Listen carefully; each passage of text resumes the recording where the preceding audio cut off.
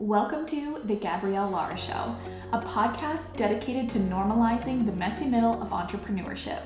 I am your host, Gabrielle Lara, and I invite entrepreneurs from all walks of life onto this podcast to share what they navigated to get from where they were to where they are now. My hopes of this podcast is to help you feel more seen and heard in your entrepreneurial journey as you navigate your own version of the messy middle. I appreciate you so much for being here. Thank you for tuning in. Welcome back, everyone, to another episode of the Gabrielle Lara Show. I have my friend V here today, who is going to walk us through her story and everything that she navigated throughout her entrepreneurial journey so far. And before I hand this over to V to introduce herself, like I have all my guests do, I want to just highlight how this came about. So I did a training in one of the programs that V is in, and she sent me a message afterwards. So nice. And she was like, hey, I don't know what the process is like to get onto your podcast, but if you have any openings, I'd really be interested in doing it. And here's why. And like, just gave me a little bit about her. And I want to emphasize that to everyone listening because so many people hold back from that because they sit there and they're like, well, I don't have this, I don't have that, blah, blah, blah. Do what V did and throw yourself out there because you never ever know. And I messaged her back and I was like, I freaking love when people do this to me. So I will move stuff around and have you come on my podcast because I think it is so badass that without fail, no hesitation, you said, hey, I vibed with you. I want to have a chat with you. Can we do it on your podcast?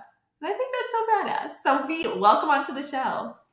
Welcome, thank you.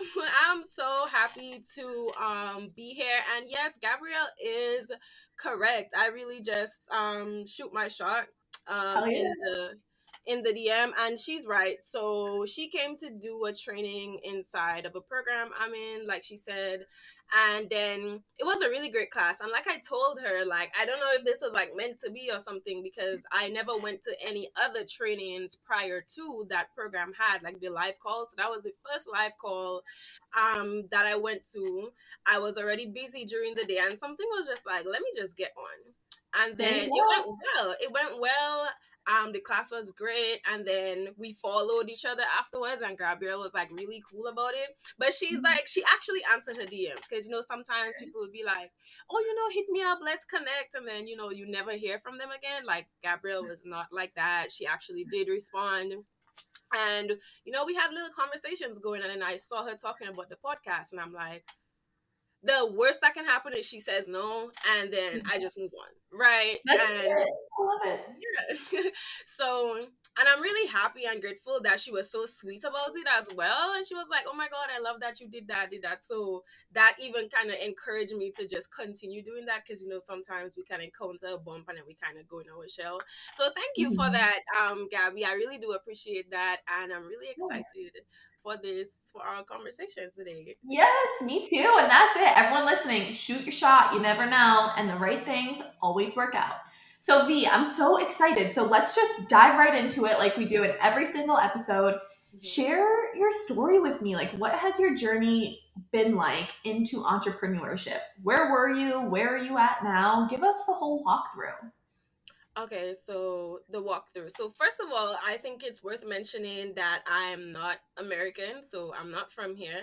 I'm from Dominica. That's a place in the Caribbean, not the Dominica Republic. People get those confused a lot. So one is Spanish speaking, the other is not, and it's lower down in the Caribbean. So I'm from the Commonwealth of Dominica, otherwise known as the nature island of the Caribbean. So there's a big shock when I came here, a lot to adjust to. And the reason I came here was because of school. I'm currently pursuing an undergrad degree. And then when I came here, I quickly noticed like how high the cost of living was. And I was like, oh, I need some money. I need some money, right? Because before I left Dominica, I already had a job. I was already in my own apartment. So I was already pretty much an independent person. So then coming back to school, it was like all of that kind of changed. And then I was dependent on like help from my family and so on. And that's just not the type of person I am. So I was like, no, okay, getting help is okay, nothing wrong with that, but it's always nice to just have your own. So I was like, okay, well, Yeah. let me explore and see how I can get that. So I couldn't get like a regular job. I couldn't just walk into Target or Walmart and be like, hey, hire me. So I was like, then I found, it was around the time of the pandemic. So this is 2020, we're talking, where everything is going haywire. And just like a lot of entrepreneurs, maybe even some of your listeners here right now can probably relate to this, is like the pandemic really like shook the room. It's like, Mhm. you have to do something different. So I was like, okay, let me get into this online business thing, and how there has to be a way I can make money online. And then I found a mentor, and that's really where it took off from there. So May 4th of 2020 was the day that I ever bought or invested in my first like business course or any type of like business thing. And that's the day that I coined as like my business anniversary. So it's been 2 years now. It's been 2 years now. Yay. So yeah, I just recently celebrated it in May of this year, and a lot has happened within that time. I went from being doing like affiliate marketing to I even had a YouTube channel at one point. I thought I was going to be like a makeup influencer. That didn't go as planned. After the YouTube channel, I wrote a book in July of 2020, and then it was ready like around uh I started selling it the next year because I had to wait to get like the website and build up my email list and all of that.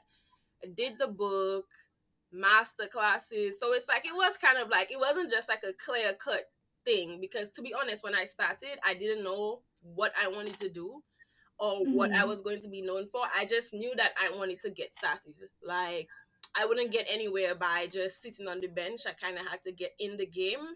So the way I thought of it was like, I don't really have anything to offer right now, but I can share my story, like encourage other people to start their entrepreneurial journey, and that's what I did. So, um, that's what I wrote my book about. How to start your entrepreneurial journey, and yeah, that's pretty much how I got started. Wow. Okay, so how, because the one word that keeps like radiating for me is confidence. And like you pivoted a lot, right? Like Mm-hmm. one day it was I'm gonna be a makeup artist and hop on YouTube. One day I'm gonna do the affiliate marketing. One day I'm gonna write a book. Like, how did you give yourself permission to just keep trying those new things? Because I find that I work with a lot of people who pivot in Mm-hmm. business in different stages, Yeah. and a lot of them have the same blockage, which is like, I shouldn't be doing this. This isn't the way that it goes. And like having like apprehension around trying new things. So how did you like have the confidence and the grace even to just like do it? Wow, I never even really thought of it like that. It's just that I didn't give myself the option to quit. So Mm, even interesting. when one particular product didn't work, I might have given up on the product, but I didn't give up on myself.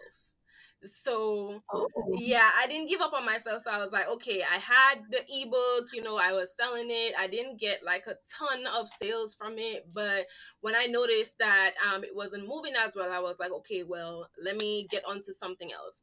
And then from the book, then I started doing like master classes, because I was just soaking up a lot of information from 2020, learning about social media marketing, affiliate marketing and all of that.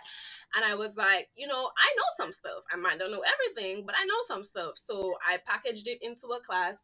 And actually, let me give you a story about that class, because I think that will give you a really good idea as to the type of like mindset that I have. So the first class was like monetize your mind, so how to turn your ideas into a business. That's the class that I did.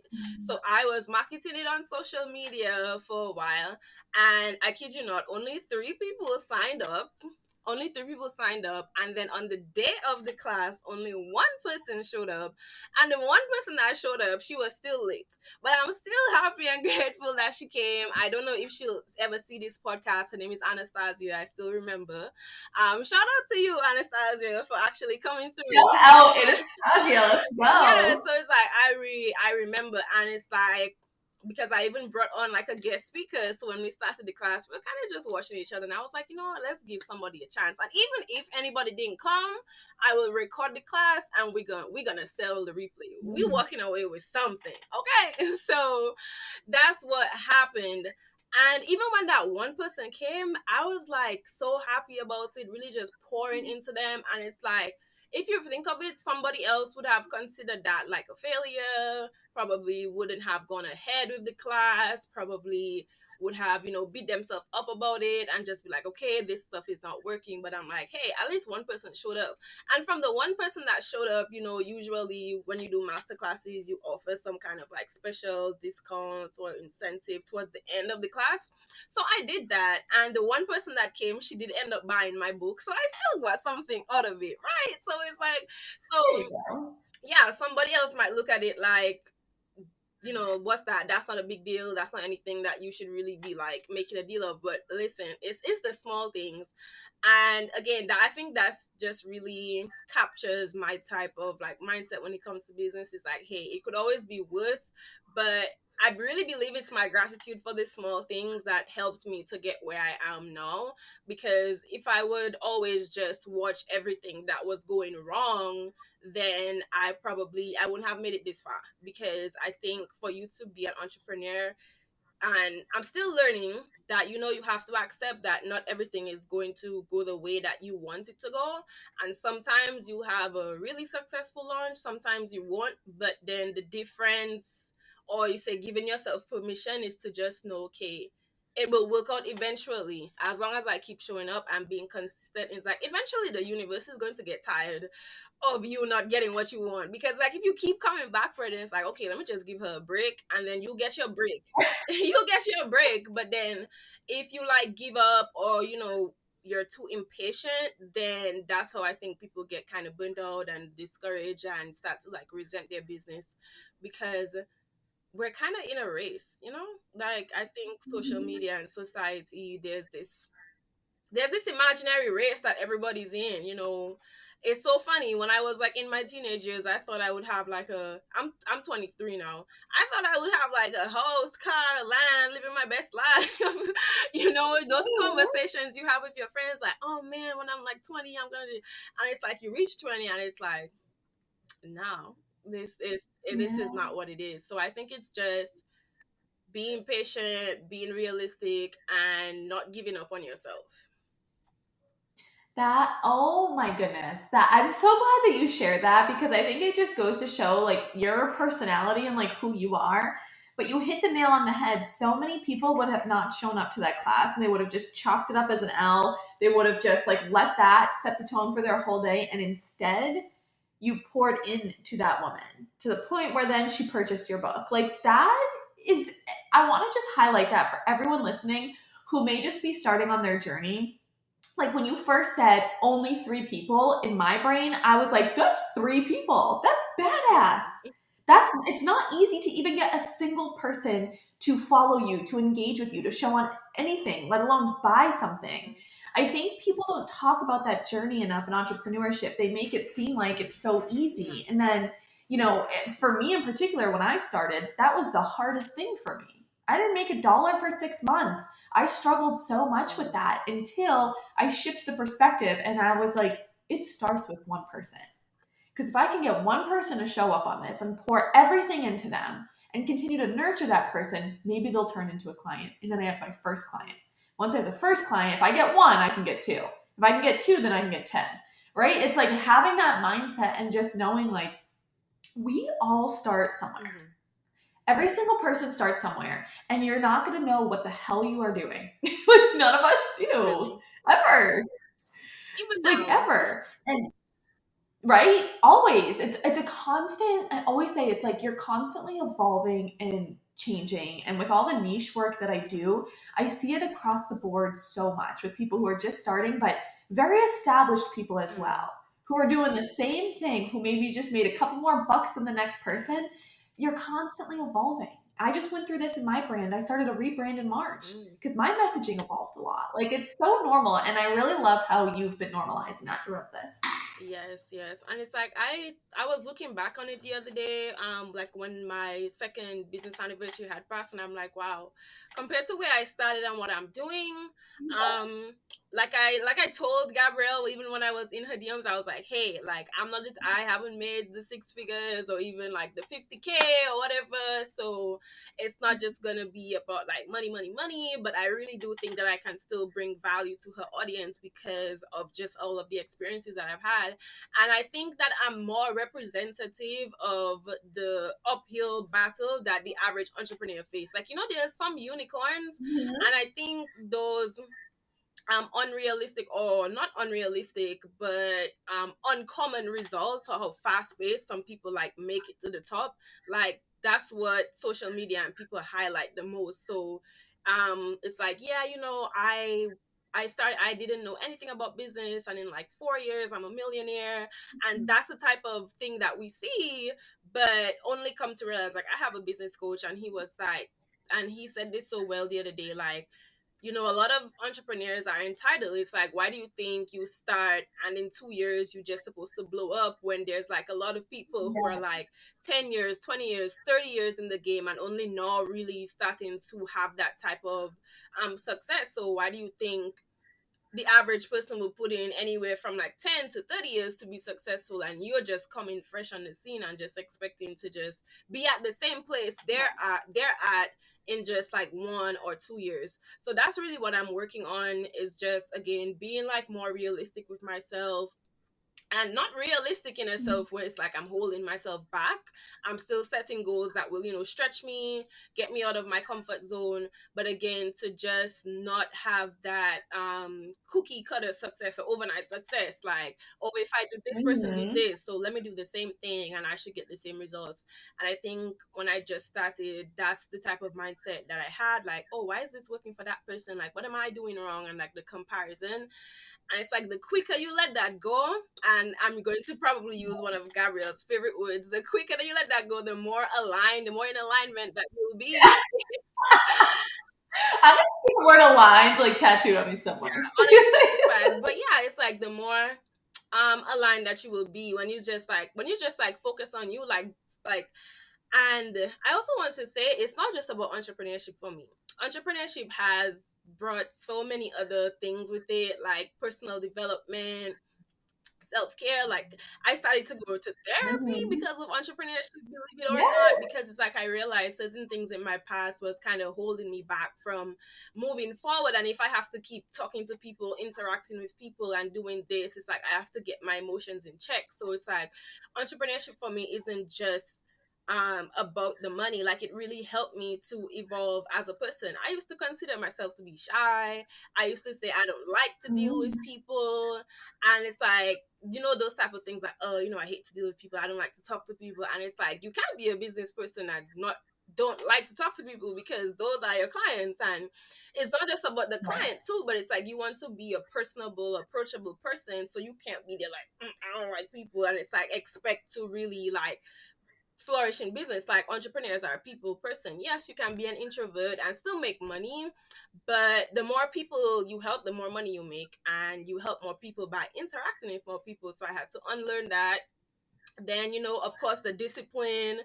It's like, when it comes to entrepreneurship, it's not like a job where you can blame your boss or blame the economy or whatever. It's like, if you don't eat in business, you're the one to blame. So Oh there's yeah. nobody to really like point fingers at. I mean, you can, but at the end of the day, it's like, how far is that going to get you? So it really makes you realize, and like, just be more accountable.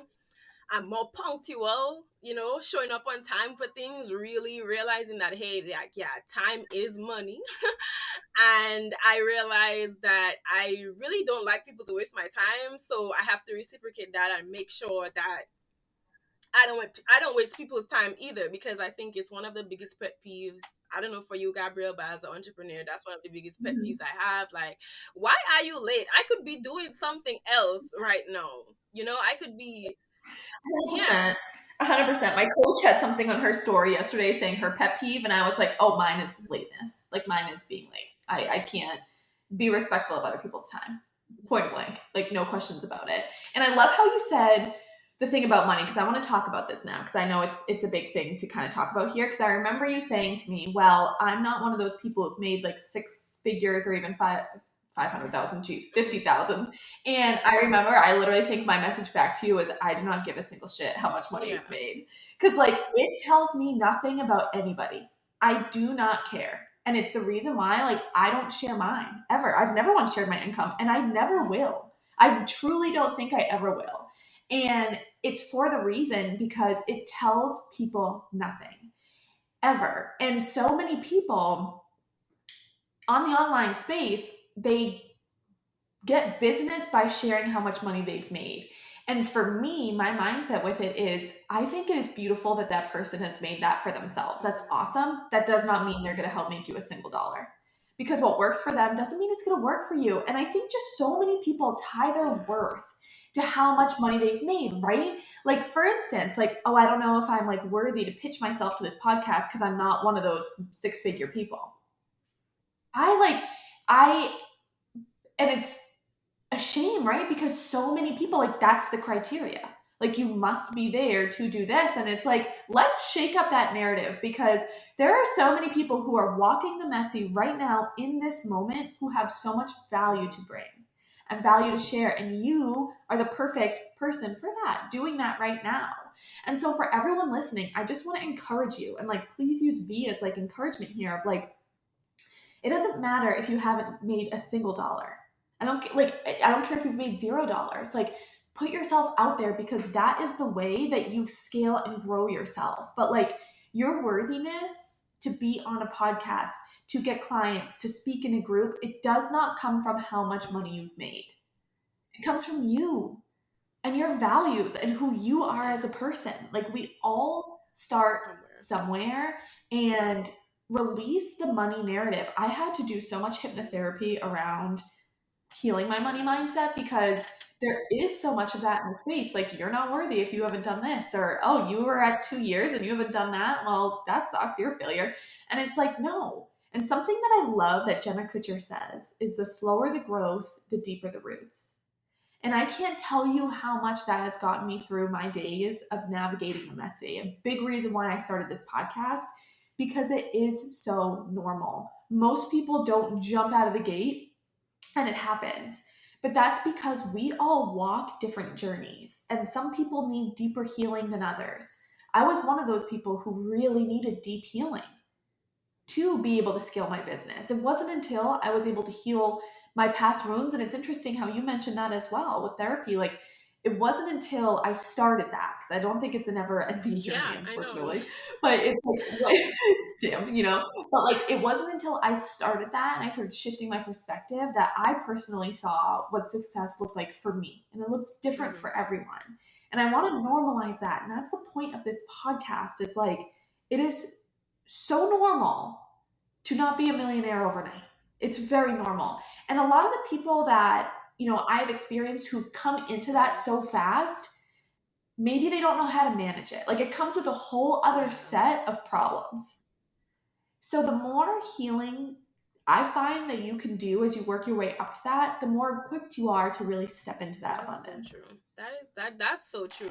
And it's interesting how you said too that you had to do like the hypnotherapy. I haven't actually done that specific type of therapy, but shout out to my therapist because she's so sweet. Like, and I really want to encourage everybody. I know there's in some communities, especially my community, like within like our Black community, there's still a lot of stigma around that, like getting therapy and so on. But honestly, get it, like even if it's once, like do your research, make sure you do find a therapist who again aligns with your beliefs. We're going to use that word a lot today. That aligns with like your beliefs, and somebody that you trust that can really help you.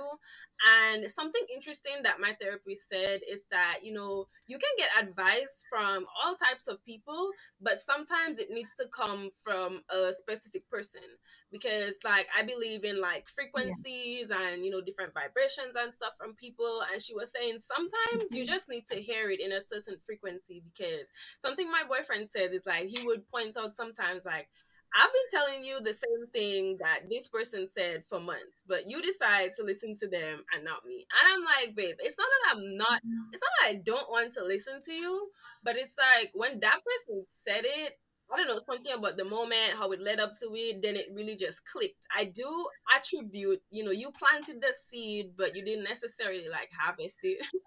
So that's kind of like an ongoing joke that we have sometimes, but it's like, yeah, sometimes the message just needs to come from a certain somebody, and my therapist was one of that certain somebody for certain things that I needed to hear it from. And somebody might have said, oh, you could have just gotten that online or said that yourself, but I honestly don't think I would have been able to do it myself, because if I could have, then I would have dealt with the problem already.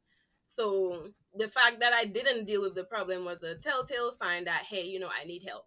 And that's another thing I believe that um helped me a lot on my journey is that I always had help. Like whether it was investing in the first course, business course that I got, doing weekly classes, and when I left that program, I almost immediately got like another business coach, and I'm currently still with them. And now I'm getting courses. So I always had some type of guidance. So honestly, like getting a mentor, getting some guidance, somebody who has more experience than you is really like the cheat code when it comes to business. So it's like, why waste time, money, effort, tears, all of that, when you could like just go to somebody and they could help you get the results faster. So I'm really big on mentorship as well. And again, just having relationships, because sometimes it's like you can be more qualified than somebody, but if you don't put yourself out there, then it's like nobody will really know who you are. And I think, like Gabrielle mentioned, that's why it was such a big deal for her when it's like I reached out, because it's like I could have just sat there and say, okay, I'm going to wait until somebody asks me to come on their show, and it's Mhm. when you do Yeah, that, I like love how that. long is that going to take? So sometimes we might compare ourselves, like, oh, why is this person doing this, or this person started at the same time as me, and why are they further ahead? Maybe they was just putting themselves out there more. So it's like, don't be afraid to do that. Yes, not everybody might be as sweet as Gabby about it and just say, oh my god, let's go ahead, let's do it. But still, I think building up that grit, like, oh my gosh, like not taking rejection in business personally, that was a big lesson for me.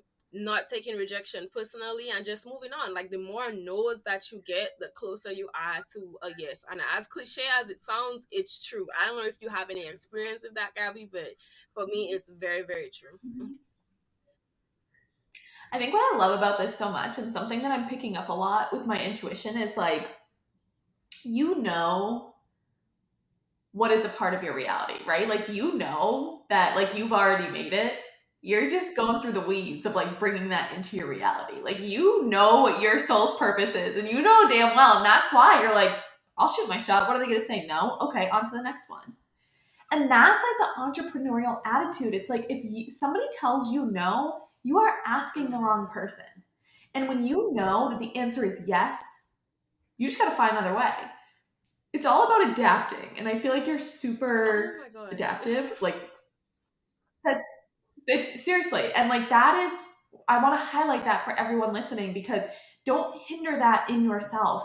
A lot of entrepreneurs are naturally adaptive, they have a lot of adaptability, but we hinder that because we're like, oh, that person said no. Okay, then all the fears and all the limiting beliefs we've picked up from parents and teachers and all of the things come flooding into our life, where we're just like, they're right. They were all right. Okay, never mind. When you're like inner badass, and I just got the chills, but like your highest self, your inner badass, whatever it is you want to call it, is like, screw that. Let's find the yes somewhere.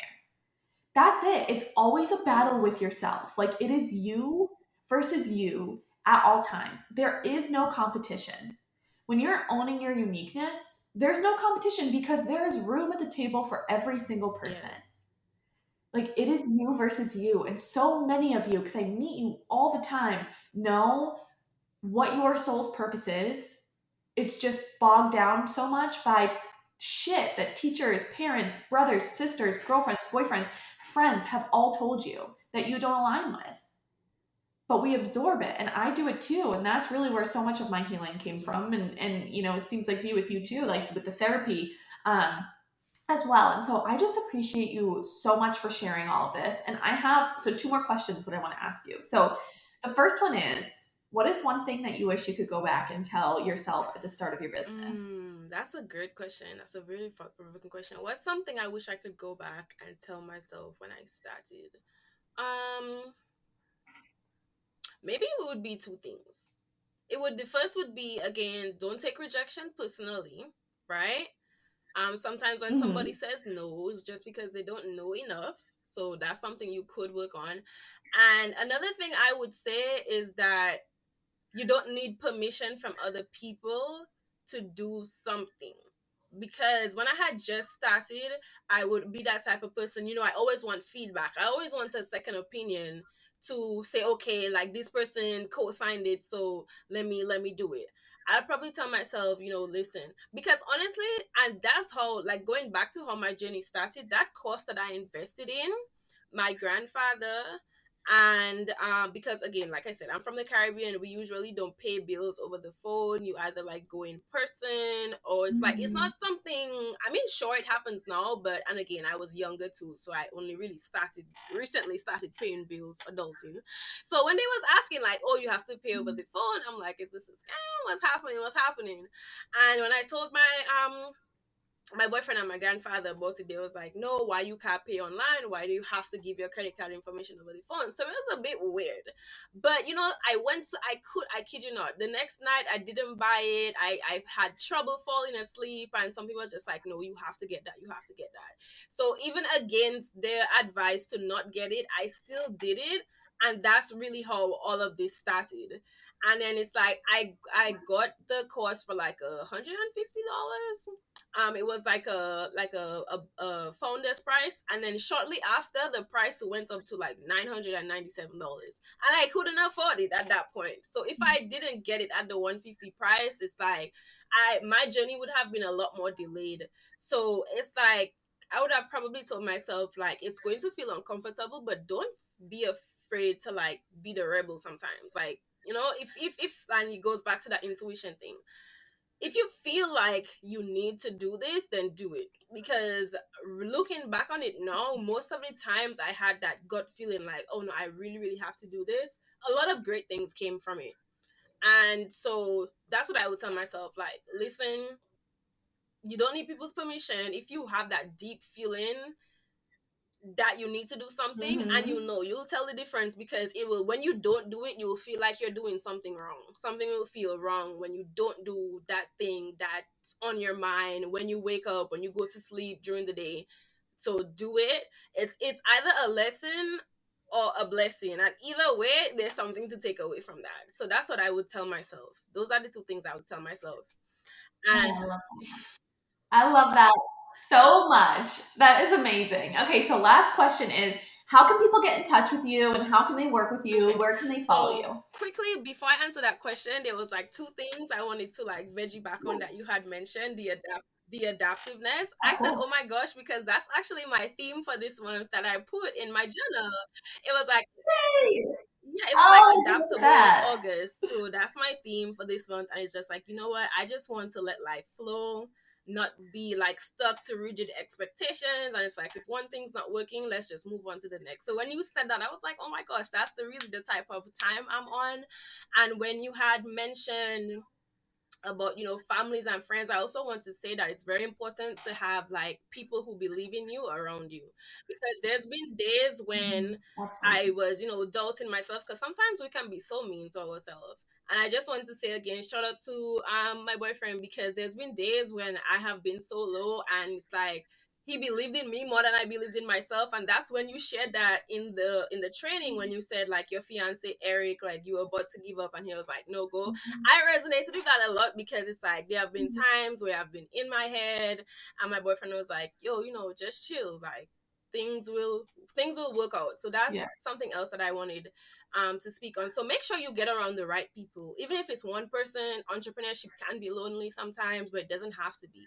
So at least one or two people. My best friend is also an entrepreneur, so I think having people who, they don't have to be in the same niche or do the same thing as you, but people who understand the process, people who understand, hey, we wouldn't be able to go out every time, or people who understand, I can't give you money for this and that because I'm trying to save to do something in my business. So you definitely need people who understand that, because it's like you can't be fighting business battles, as there are so many, and then still have to be fighting like personal battles in like your family. It's like you'll be so drained. So make sure you get around people who understand and who will support you and believe in you, not to deter you from your dreams. So that's what I wanted to say. Those are the two things. Yes. Love that. And then Yes. how people can get in Yes. contact with me. So again, thank you so much for giving me the Mhm. opportunity to share that. So first of all, I am on Instagram. So my Instagram name is at v.lake.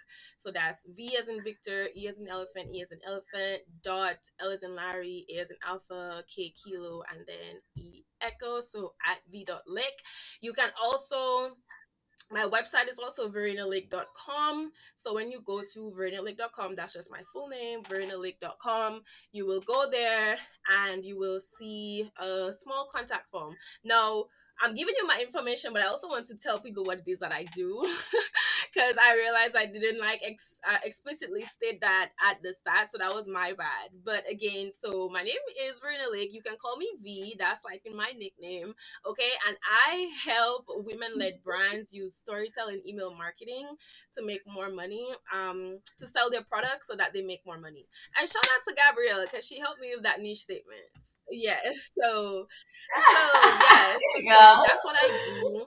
And I have my new signature package right now is called the engagement to payment package, again, where I help you use storytelling, email marketing to sell your products so that you make more money, because a lot of businesses are making the mistake of being inconsistent with their emails, being too pushy, and so many emails just lack empathy and, real connections and relationships with their customers, and that's why the email marketing might not be working for you. So if you know it's not your favorite thing to do, it's not in alignment with what you like to do in your business, every time you think of it you cringe, you can send me a DM. My DMs are open. You could send me an email. My email is wealth@verenalake.com. And everything is going to be in the show notes, everyone, so you can go follow her and check her out. V, thank you so much. I really appreciate you coming on. Did you enjoy today's episode? If so, I would be super appreciative if you left a review and a rating and shared this with a friend so that I can continue to bring you value every single week. I'll see you next time.